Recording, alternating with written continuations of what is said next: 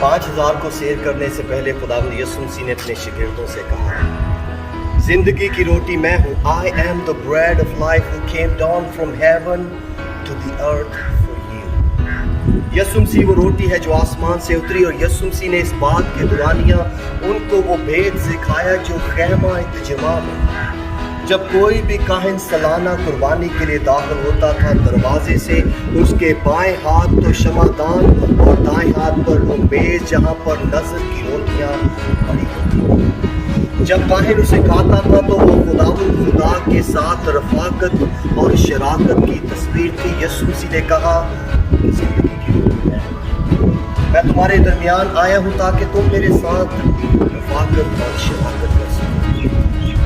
اگر آج آپ کی رفاقت اس کے ساتھ ٹوٹی ہوئی ہے